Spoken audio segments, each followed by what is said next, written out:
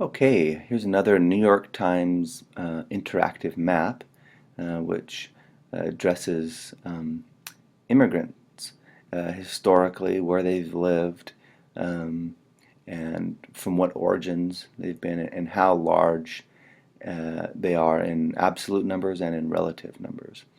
And we can look at this historically. Here's a timeline. So here's a map of immigrant concentration um, in 1960. So the purple color are immigrants from Western Europe.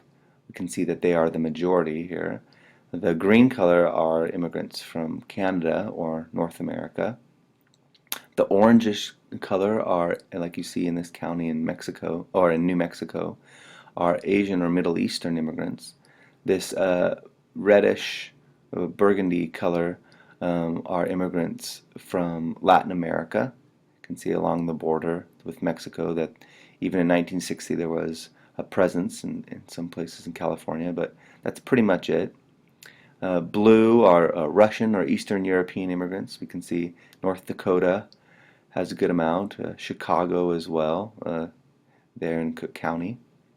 And then African immigrants as well in this purplish color. Not a large representation here. Um, so as we move along the year, we move to 1970, and we can see that the purple color has faded, meaning that the concentration or the density of the Western Europe immigrants is beginning to dwindle. We can also see more counties with Latin Americans and Asians throughout the country, still concentrated though in the border region. Interestingly, we see more in Florida. This was because of the Cuban exiles, which came in mass after Castro took power in the late 50s, early 60s, and it showed in the 1970 census that in 10 years, hundreds of thousands of Cuban exiles were granted status upon arriving to Florida shores.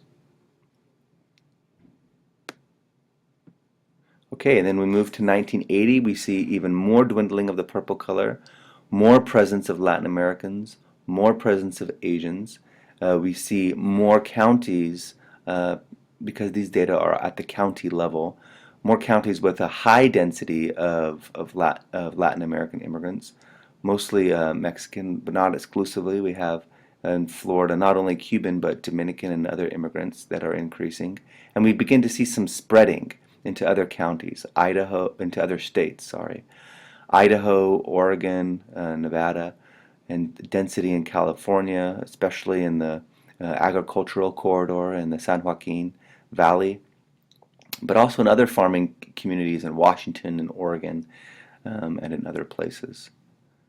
As we move to 1990, we see the same trend continue. We see in the eastern and southern Midwest states a higher presence of Asians. Asians are more likely to spread across the country rather than concentrate in specific counties. That's largely because the Asian immigrants are more educated and are settling more in suburban areas wherever the high human capital jobs are. Um, and we start to see states becoming majority minority states, meaning the majority of the population is becoming non-white.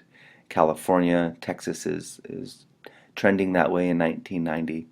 And we see the same trends continue to 2000, where the Latino presence, the immigrant population, is majority Latino at this point, and in many states and counties, a majority in the neighborhoods where they live.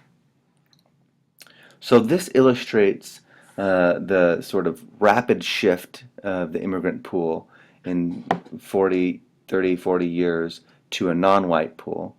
We're also able to see the increase in the overall immigrant population. And then also we're able to see this immigrant dispersal spreading to non-traditional states. I mentioned earlier that the South, Georgia, North Carolina, and other states are seeing more increases in Latino immigrants, which is very different for them. Historically, the sort of racial differences were simply drawn in terms of white and black, but now another large ethnic group, Latinos, has been arriving, and this has caused some issues politically, in terms of governance, and so on.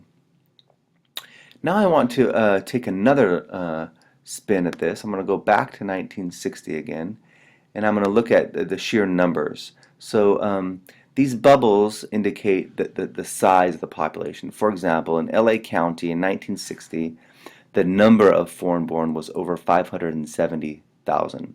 And these are mostly Western European immigrants. Okay, and so, and then the blue, let's see, this big blue circle in Cook County, over 500,000 of the 5 million population there. And these are largely Russian and Eastern European immigrants.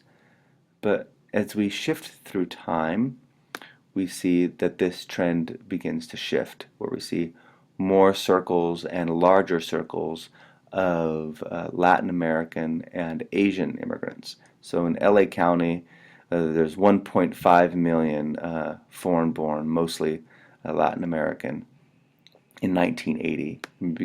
We see these trends continue. So that by 2000, it's overwhelmingly Latin American and Asian, and we see some dispersal, but still there are 5 or 6 major cities that house these Latin American and Asian immigrants. We'll go back to 1960. I want to look at this in terms of country of origin. So let's look first at German. Let's see here. Let's look at German origin immigrants in 1960. This is illustrative also. So we can see that German immigrants, in terms of their overall size, they're dispersed, but largely in, LA, Chicago, and New York, and surrounding areas. We can see their numbers dwindle 1970, 1980, 1990, and 2000. So let's look now at Filipinos, because we've seen an increase in Filipinos as well. In 1960, we didn't have good data on Filipinos. Neither did we in 1970. But in 1980, we began to collect specific Asian countries of origin, including the Philippines. And we see that they're largely in California in 1980, but also dispersed, responding to many of the jobs allotted to the immigrant pool. Many Filipino women, interestingly, enter the nursing profession. 1990, we see an increase. In 2000, we see an increase as well. My guess is that by 2010, we would see another increase, but these data aren't made available here. Okay, so let's end with the Mexican immigrant pool. So here they are in 1960, largely in border regions, but not exclusively. There's a small presence in New York, especially relative to the other immigrants. It's quite small. Chicago as well. But as we increase through the years, 1970, we see growth, but largely still in the areas aforementioned. Same in 1980. And then in 1990, we start to see some dispersal, right, into the south, through the Rocky Mountain corridor, and into other counties where agricultural labor is demanded. And then by 2000, we see that this clearly illustrates that Mexicans are the largest of the pool of immigrants. And interestingly as well, they have one of the highest fertility rates among immigrants. And so that's why the children of immigrants from Mexican origins is even a larger percentage than the actual immigrants themselves. So I hope you found this useful and interesting.